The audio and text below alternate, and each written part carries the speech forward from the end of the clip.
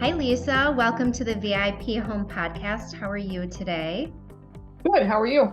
I'm doing great. Thanks for asking. Well, thank you again for joining us. So, today we're going to be talking about cybersecurity and home safety tips. So, you have extensive experience in the cybersecurity arena from running security culture risk, client advocacy at CDK Global, and now leading National Cybersecurity Alliance as the executive director, which is beyond amazing.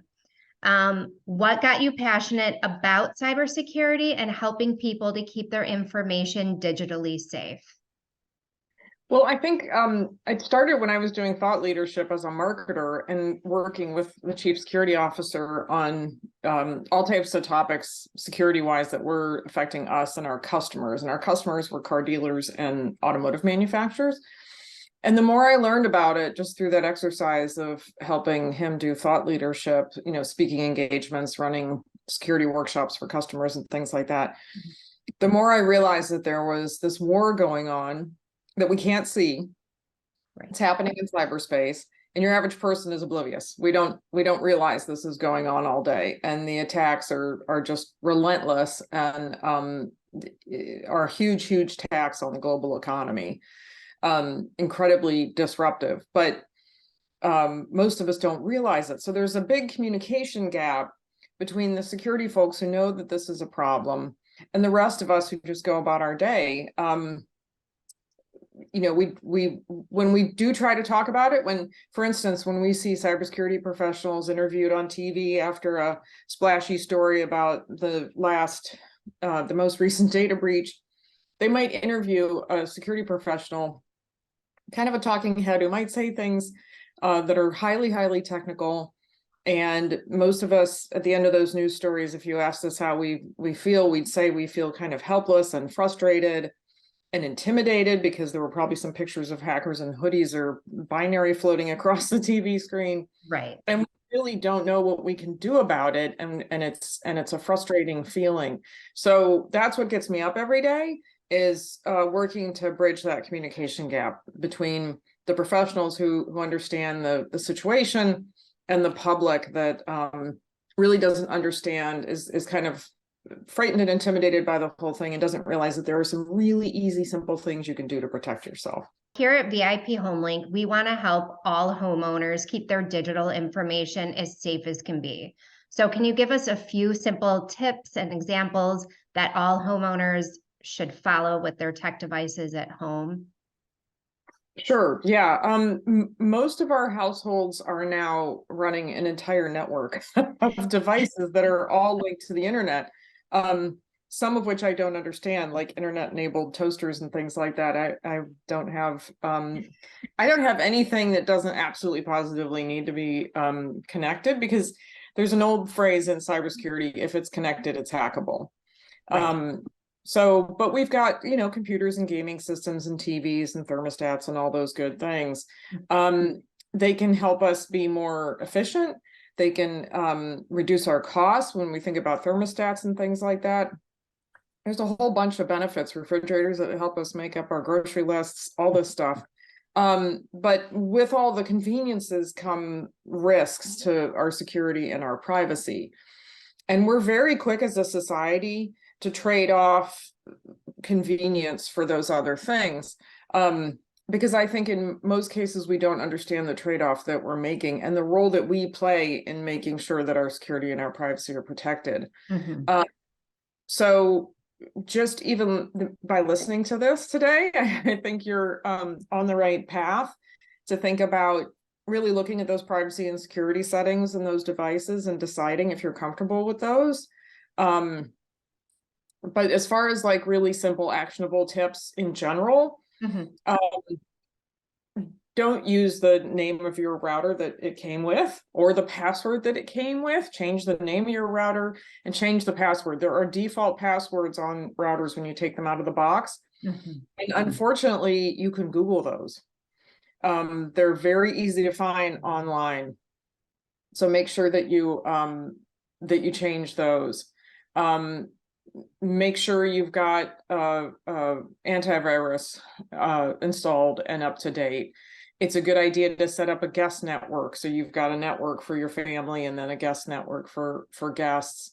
And then you can also use the guest network for all those devices that we talked about, Internet of Things devices, IoT devices, they're called, things like your internet connected toaster and things like that. How often should you change that router password? The advice on changing passwords has changed over the last couple of years. We used to say, and a lot of our employers used to make us change passwords every 60 days or so. But what NIST, the National Institute of Science and Technology, what they discovered was that led to a whole bunch of bad habits. Because we had to change it more frequently, we started using patterns, like just changing a few numbers or letters, but using the same core password. Well, bad guys are using software to crack those passwords. So they're working through iterations. They know that we have that bad habit. Maybe they've gotten one password that was stolen in a breach.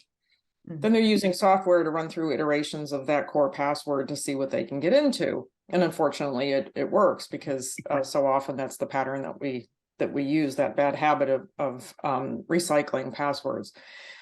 So now the advice is to use long, complex passwords. And if they're long and complex and you've secured the account with MFA, multi-factor authentication, then you don't need to worry about changing the password. That's the good news. The bad news is they have to be unique for every single thing. So we're big fans of password managers, even though there's been some bad press on those lately.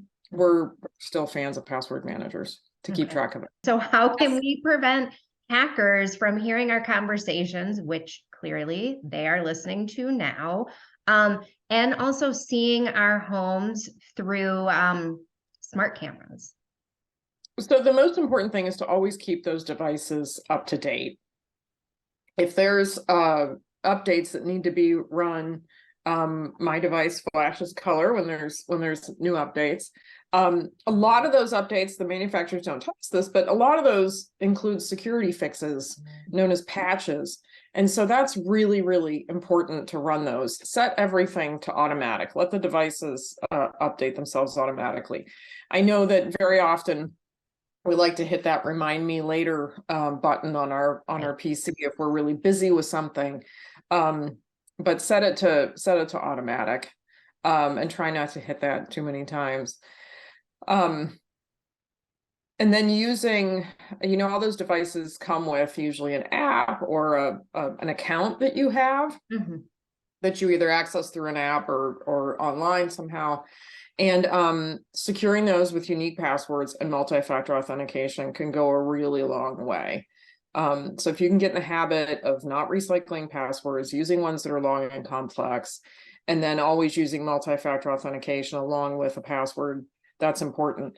The reason MFA is so important is because there have been so many data breaches. There are so many of us who use the same password on multiple accounts. So MFA means that if somebody has your password or a version of your password, that they can't get into your account with just that password alone, unless they also have access to your phone and your computer. In that case, you're in trouble. Right? So it's just two ways, more than one way of verifying that you're you. It can be a text sent to your phone. It can be a code or a text or a code to your email. It can be a push notification to an authenticator app.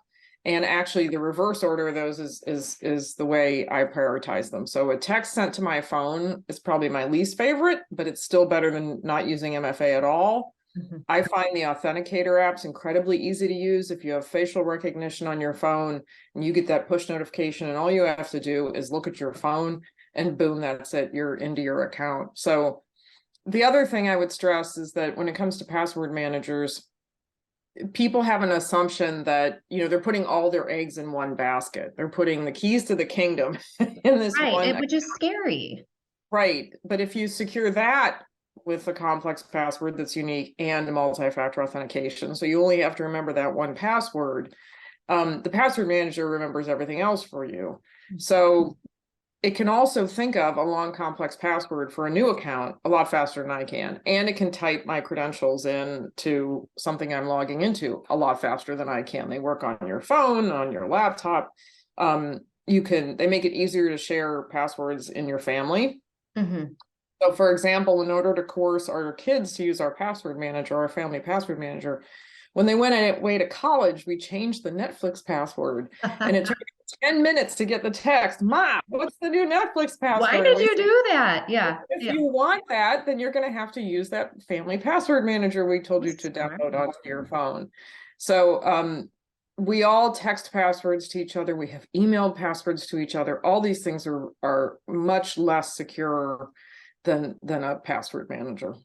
You make a very great point there for sure.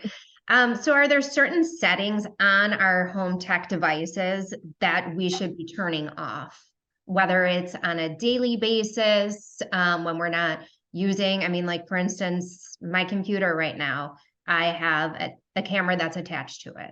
So at the end of the day, when I turn my computer off, even if it's still open, I do unplug it.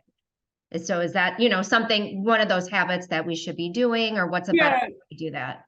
sometimes that to other people that can sound a little paranoid, but literally if something isn't powered up and not connected to the internet, it can't be accessed. Right. I'll say the same for your online accounts. If you're not logged into them all the time, I know it's really tempting to click, to tick the stay logged in box. But if you're not logged in, it's a lot harder for somebody else to break into that account. So get in the habit of logging off of things, and maybe just staying logged in for the day or for the time that you're using whatever the application or account is. In general, like kind of a rule of thumb as far as the settings go, security and privacy settings on things, you should only give them access to the data that they need to provide the service or convenience to you. So I'll give an example. This isn't a home app, but we use OpenTable to make restaurant reservations and to find places to eat, read reviews if we're traveling somewhere. So clearly OpenTable needs access to my location data on my phone. Right. It doesn't need access to things like my photos or my contacts. Right. So really, if I'm hungry and I'm just downloading OpenTable for the first time and I'm in a city that's unknown to me, I'm very likely to just click through, accept, and not read the terms and conditions and just fly right through it because I'm hungry and I want to find a restaurant. So it's really a mindset change where we kind of slow down and take the situation a little more seriously and ask ourselves, like, okay, I can see why this thing or service needs access to my network or access to my contacts or whatever it is. But all these other things that it's asking for, I don't think it needs that to do what I want it to do for me. So just enough data and not a byte more. That's Right. a good way to think about it. You also mentioned, is this a daily thing, a weekly thing? How do we look at it? Well, so unfortunately, a lot of applications will change with updates to their security and privacy settings, and they'll sometimes change our settings. So something that we configured, 6 months ago might have gotten reconfigured in the process of running updates without us really realizing what was going on. So it's a really good habit, maybe monthly or quarterly, to sit down and check privacy and security settings on different devices and apps.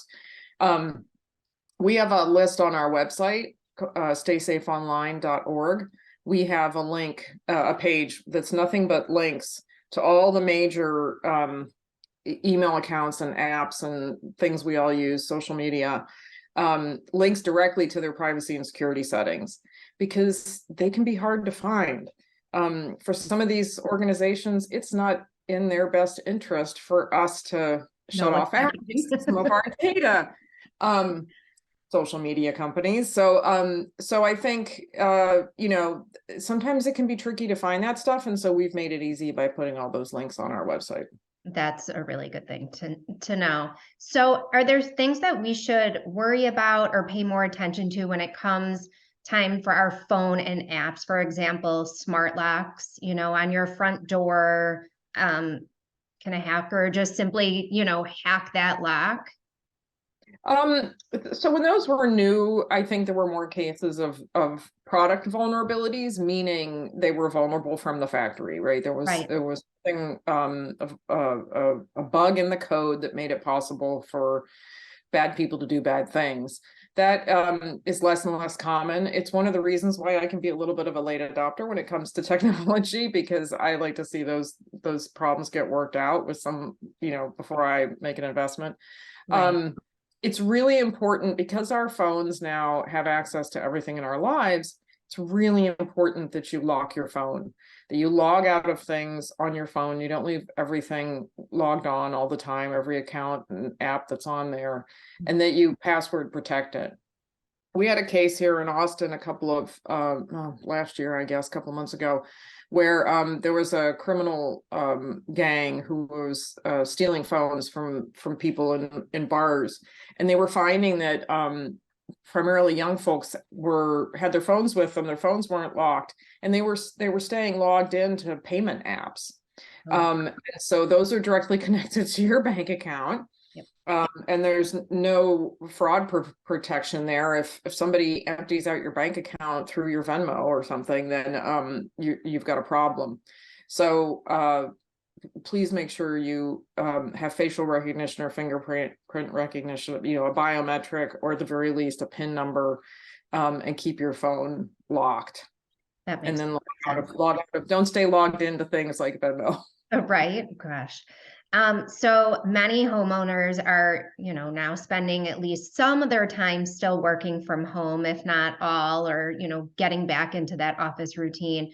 But how can a remote worker keep their home information and work information as safe as possible? Do you have separate Wi-Fi networks, VPNs? Yeah. What does that look like? Exactly. So I'll repeat my advice about changing the name and the password on your home router. And then having separate networks is a good idea. Having a guest network, home and guest networks. VPNs are a great idea. A lot of employers will require us to use those when we're not in the office, because they give the same protections that you'd have if you were sitting in the office on the corporate network. So VPNs are a good idea. I like VPNs for personal use as well, especially if you're not at home and you're at in a hotel or at a coffee shop. They're a lot more affordable than they used to be for individuals. I think it was one of the good things that came out of COVID. Suddenly VPN, everybody needed a VPN. A lot of people got them. So the prices have come down for the annual subscriptions. Prices have also come down for backing up your data for cloud storage as well. Your employer is probably making sure that your work equipment is up to date and they're pushing automatic updates to you. But if it's your personal equipment, like we said, make sure you enable automatic updates. And likewise, your employer is probably backing up your work data automatically. If you don't set that up for yourself, for your data at home, then it's not happening. So those cloud services also a lot more affordable than they used to be. They just run in the background. You don't do anything. They just do their thing, and you pay an annual subscription. That's these days pretty reasonable And very easy to do. That's very You easy don't to have do. to do anything. Right. It is worth the peace of mind. Yes, for sure. So maybe some gamers are watching this right now. I mean, there are a ton of them. I know my son is upstairs gaming sometimes after he's done with his homework. But are gamers and game consoles a bigger security risk? And what are some tips to keep all of their information safe, and just being safe, generally speaking, while gaming?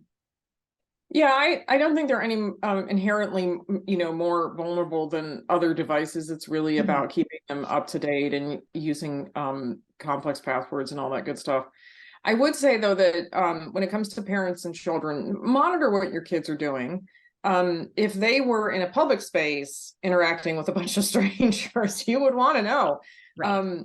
And I know some parents feel like, oh, I trust my child, or I want my child to have their privacy. I don't want to, be a helicopter mom or whatever it is.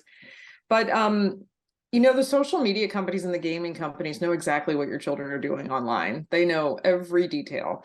And so you need to be armed with that information as well. It's really not a fair fight if you think about the time they spend on those platforms and in those games, and not having visibility into who they're associating with and what they're doing online is just these days creates a huge blind spot for you as a parent. I think there's also a sense of community in the gaming community that means that people inherently trust each other, as opposed to having like some initial stranger danger. So I think it's harder and harder to teach children not to talk to strangers, because that's the whole point of social media. That's what's And happening. gaming. Right. Yes, exactly. So again, I'll go back to monitoring. We've done webinars. We have recorded webinars on staysafeonline.org that tackle topics like this, for parents, that give you advice, whether it's cyberbullying or anything of the sort. We did a webinar with some technology executives about parenting and what the rules are in their households, and how they're raising their kids to be safe online. And both of them said that they do not allow their children to be on the internet in a non-public part of the house. So if you're going to game, you have to game, in the living room, or you're going to be online, it's going to be at the kitchen table, not in your room.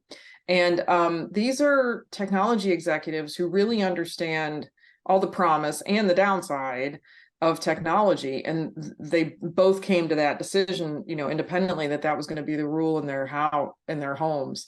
And so I think that's really telling, because they know the industry inside and out. They know exactly what the issues are, and that's how they've chosen to raise their kids.